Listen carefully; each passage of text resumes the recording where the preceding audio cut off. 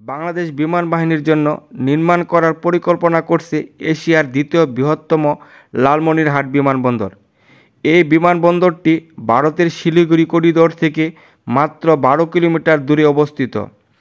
এই বিমানবন্দরটি শিলিগুড়ি করিডোরের কাছে হওয়ায় আপত্তি জানিয়েছে ভারত। শিলিগুড়ির এই ছোট্ট সরু করিডোর দিয়ে ভারতের মূল ভূখণ্ডের সাথে সেভেন সিস্টার্সের 7টি রাজ্যের সাথে যোগাযোগ রক্ষা করে। বাংলাদেশের কৌশলগত নিরাপত্তার জন্য লালমনিরহাট বিমানবন্দরটি খুবই গুরুত্বপূর্ণ। বিস্তীর্ণ এলাকা নিয়ে প্রায় 100 বছরের পুরনো লালমনিরহাট বিমানবন্দর বেশ কয়েকবার উদ্যোগ নেওয়ার পরও অদৃশ্য কারণে চালু করা সম্ভব হয়নি এশিয়ার দ্বিতীয় বৃহত্তম বিমানবন্দরটি। মূলত এই বিমান ঘাঁটি স্থাপিত হয় ব্রিটিশ ভারতের সময়ে। দ্বিতীয় বিশ্বযুদ্ধ চলাকালে ব্রিটিশরা এটি একটি সামরিক ঘাঁটি হিসেবে ব্যবহার করেছিল। এটি মূলত সেই সময় জার্মানির আগ্রাসন ও বার্মার বর্তমান মিয়ানমারের নজরদারির জন্য বিশেষ ভূমিকা পালন করে। 1947 সালে দেশ ভাগের পর এটি পাকিস্তান সরকারের অধীনে চলে আসে। সেই সময় এর কার্যক্রম সীমিত করে পাকিস্তান সরকার। বাংলাদেশ স্বাধীন হওয়ার পর 1972 সালে এটি বাংলাদেশ বিমান বাহিনীর হেডকোয়ার্টার করার জন্য উদ্যোগ গ্রহণ করা হয়। পরে এই বিমান ঘাঁটিটি আবারও অদৃশ্য কারণে বন্ধ হয়ে যায়। বন্ধুরা, আজকে আমরা আলোচনা করব লালমনিরহাট বিমানবন্দরটি বাংলাদেশের জন্য কেন এত গুরুত্বপূর্ণ এবং ভারতের আপত্তির কারণ সম্পর্কে। আজকে এই পর্বে তুলে ধরার চেষ্টা করব লালমনিরহাট বিমানবন্দরের জানা অজানা কিছু তথ্য। চ্যানেলটি সাবস্ক্রাইব করে পাশে থাকবেন। হাসিমারা বিমান ঘাঁটি দিয়ে কয়েক মিনিটের মধ্যে বাংলাদেশকে ঘায়েল করা যাবে এমন মন্তব্য করে তুচ্ছ-তাচ্ছিল্য করছে ভারতীয় কিছু মিডিয়া। এমন অবস্থায় বাংলাদেশের সামরিক শক্তি নিয়ে নানান প্রশ্ন থাকতেই পারে। 2024 সালের সামরিক শক্তির বিচারে 145টি দেশের মধ্যে 37তম অবস্থানে রয়েছে বাংলাদেশ।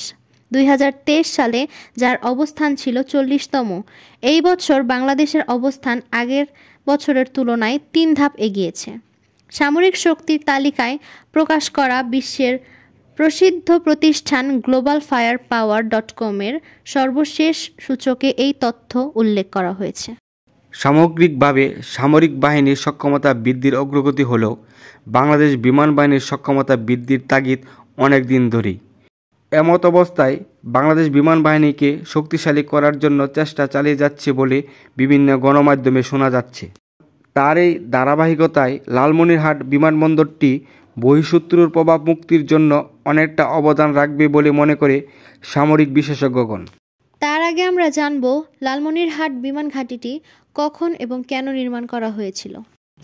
তৎকালীন ব্রিটিশ সরকার 1931 সালে লালমনিরহাট সদর উপজেলার মহেন্দ্রনগর ও হারাটি এলাকায় 1166 একর জমি অধিগ্রহণ করে বিমান ঘাঁটি নির্মাণ শুরু করে।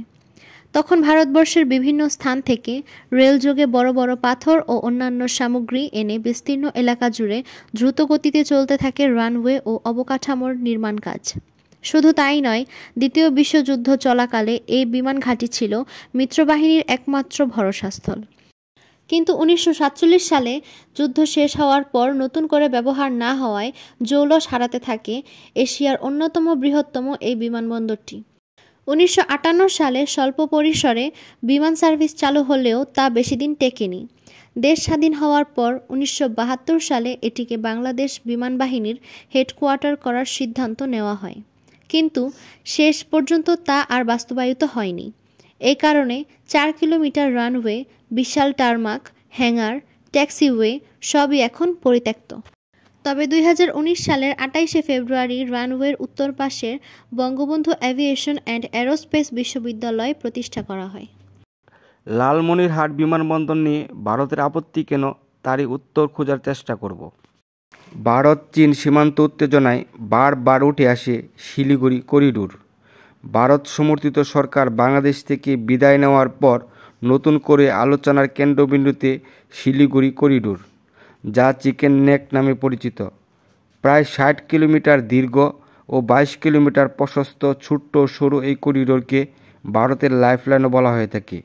আরও বলা হয়ে থাকে এই করিডোর হাতছাড়া হলে ভারতের মূল ভূখণ্ড থেকে পূর্বাঞ্চল 7 সিস্টার খ্যাত 7টি রাজ্য আলাদা হয়ে যাবে।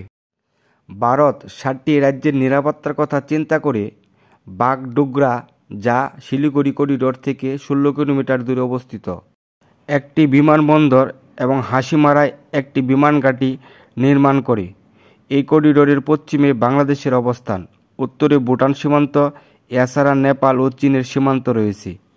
বর্তমান ভারত বাংলাদেশের সম্পর্ক একেবারে তলানিতে।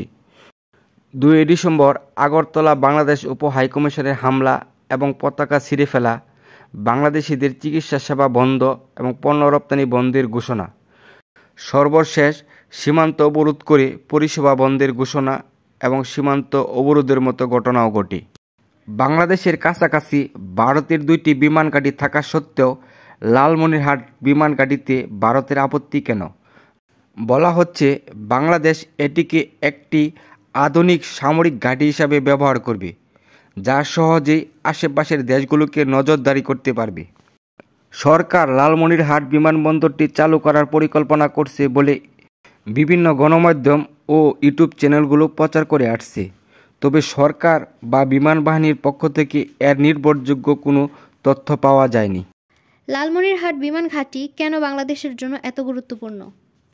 ভারতে আধুনিক ও শক্তিশালী বিমান ঘাঁটি হাসিমারা, যা বাংলাদেশ থেকে 50 কিলোমিটার দূরে অবস্থিত। এই ঘাঁটিটিতে ভারতের আধুনিক ফাইটার রাফাল সংযোজন করেছে 2021 সালে। সম্প্রতি ভারতের উত্তর 24 পরগনার গোজাভাঙা সীমান্তে এক কর্মসূচিতে বিজেপি নেতা শুভেন্দ্র অধিকারী হুমকি দিয়ে বলেন, বাংলাদেশকে শায়েস্তা করতে 2টি রাফাল ফাইটারই যথেষ্ট। এছাড়া বেশ কিছু গণমাধ্যম বাংলাদেশকে তুচ্ছ-তাচ্ছিল্য করে নানান রকম উস্কানিমূলক বক্তব্য দিয়ে যাচ্ছে। মিয়ানমারের সাথে বাংলাদেশের সূত্রভাবাপন্ন সম্পর্ক। অন্যদিকে 7 সিস্টার্স নিয়ে ভারত ও চীনের মধ্যে দীর্ঘদিন ধরে উত্তেজনা এবং সংঘাতের ঝুঁকি বিরাজমান। চীন ভারতের অরুণাচল প্রদেশকে দক্ষিণ তিব্বতের অংশ হিসেবে বিবেচনা করেন, যা সংঘাতের ঝুঁকিকে আরও বাড়িয়েছে। যদি কোনো সময় এই অঞ্চলগুলোতে বড় কোনো সামরিক সংঘাত লেগে যায়, তা বাংলাদেশের ওপর প্রভাব পড়তে পারে। বাংলাদেশের উত্তর অঞ্চল 7 সিস্টার্সের কাছাকাছি হওয়ায় এর প্রভাব সরাসরি পড়ার সম্ভাবনা থাকে। বাংলাদেশ সবসময় একটি শান্তিকামী রাষ্ট্র, যার রয়েছে একটি সুশৃঙ্খল সামরিক বাহিনী। সুনামের সাথে দীর্ঘদিন ধরে শান্তিরক্ষা মিশনে কাজ করে আসছে। বন্যা, খরা, ঘূর্ণিঝড় সহ দেশের ক্রান্তিকালীন সময়ে নিরবিচ্ছিন্ন অবদান রেখে যাচ্ছে। লালমনিরহাট বিমান ঘাঁটিটি শুধু আন্তর্জাতিক ভারসাম্য রক্ষা করবে না, ভারত, চীন, মিয়ানমারের প্রভাব মোকাবেলায় সহায়ক ভূমিকা পালন করবে। আজকে এই পর্যন্তই, দেখা হবে অন্য কোনো ভিডিওতে। আসসালামু আলাইকুম।